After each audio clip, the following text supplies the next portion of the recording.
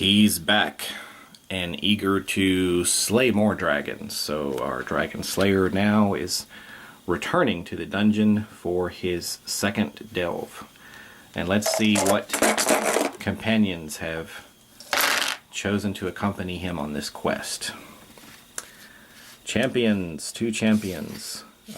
Scrolls. We've got 2 scrolls, which, according to his special ability, also become champions. 4 champions, pretty good. A warrior, a cleric, and a wizard. So let's put our party over here. I'm not just totally making a fool of myself, dropping these everywhere. Here we go, we have our party. And we're ready to re-enter the dungeon. Going into level 1. Oh, the dragon roars. But no wandering monsters. No random treasure. We'll continue on to level 2. We take 2 dice. And we find a lone skeleton guarding a locked chest. How should we defeat it? Well, in case we run into a dragon, we want 3 different dice. So why don't we use one of these guys down here? Why don't we use our let's use our fighter. We'll let him smash the skeleton. And then here we have a chest. And the question is, do we want to use another die to open this chest or not? Maybe the best way for me to get treasures is to kill dragons. That's what I'm best at. So let's say no. We'll leave that suspicious chest. It's probably booby-trapped anyway. And let's continue on to level 3. 3 dice, the 3rd level of the dungeon. Another chest guarded by a skeleton and a goblin. What should we do? Well, let's use our dragon bait. And let's turn these into dragons. We like to fight dragons. We're professional dragon slayers, right? So this goes back into the treasure chest. It's used. And I think... do we do the dragon at the end? Or do we... I think we do the treasure and then we fight the dragon. Experienced players, let me know if I've goofed that up. But I think that's correct. So I think we get to try to open this if we want to. Maybe, kind of like before, maybe I'm going to ignore that for now and go straight to the dragon killing. Let's take a champion and a cleric. We only need 2 thanks to our leadership from the dragon slayer. So the dragon is killed. These 2 guys go to the graveyard, but we get another experience point, and we get another treasure of some kind.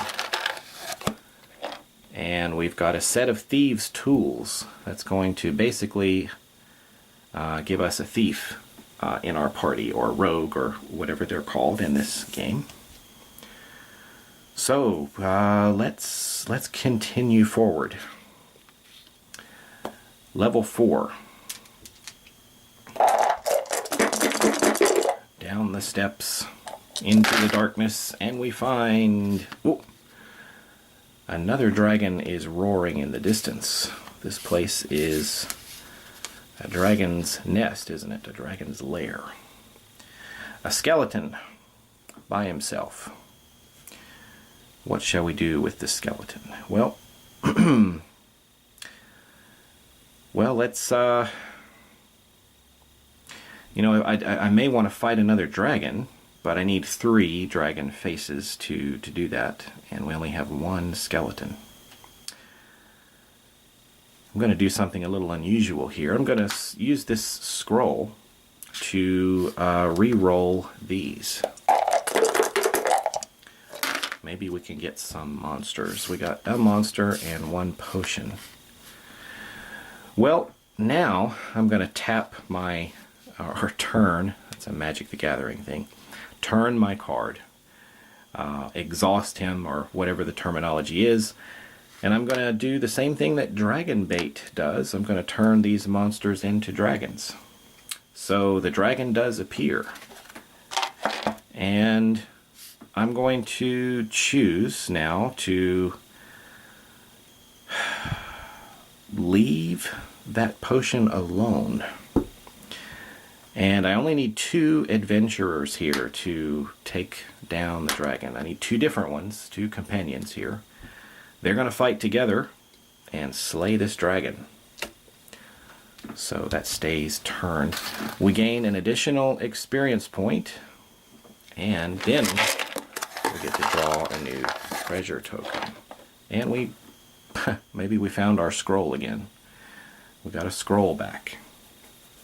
All right, into the graveyard.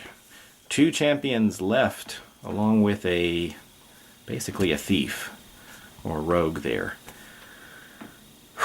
Should we continue on, or should we get out of here? Let's push our luck and go into the 5th level of the dungeon. Let's keep things exciting. Level 5. Has the Dragon Slayer led us to our doom? Skeletons, oozes,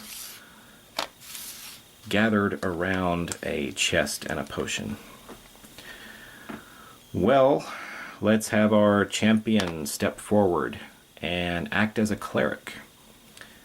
He will defeat both of these skeletons and go to the graveyard. Let's have our thief. I believe this is how you use it. Our thief will take care of the ooze and take him out, and this goes back to the treasure box. Well, we have a champion left. Why don't we use our last champion here? We'll kind of forget about the potion. Let's open up the chest and see what's in there. A potion is in the chest.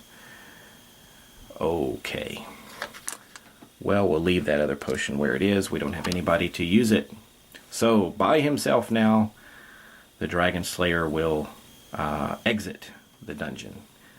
And that's going to get us 5 more experience points. I think I see a token there for it. We'll add that right there. Alright, we're heading into the last delve. Our Dragon Slayer returns to town and puts up a poster recruiting members, brave adventurers, to follow him once more into the dungeon. Who will follow him? Well, it looks like we're going to have a number of champions again. These scrolls will transform themselves into champions for the Dragon Slayer. 2 fighters and a wizard decide to go with him. If I wanted, I guess I could use this scroll to re-roll any of those party members, but that's fine. I'll just keep it as it is. And let's head back to level 1, our last delve. A goblin, a lone goblin. Let's have our fighter take out the goblin. The goblin is killed, and our fighter goes to the graveyard. We'll continue pushing forward. Level 2.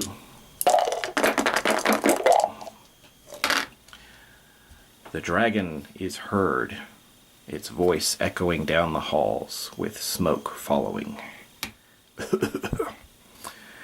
And peering through the smoke, we see a chest at the end of the room. a suspicious looking thing. Let's leave it and move on. Going into now level 3 of the dungeon.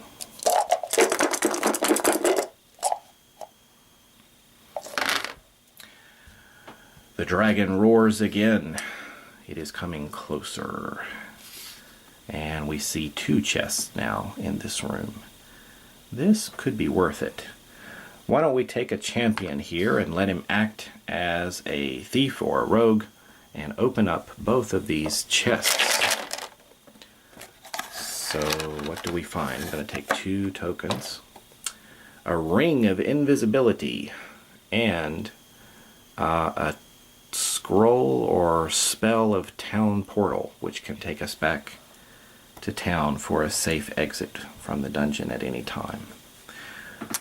Very good. This goes into the graveyard. Shall we press on? Yes. Level 4.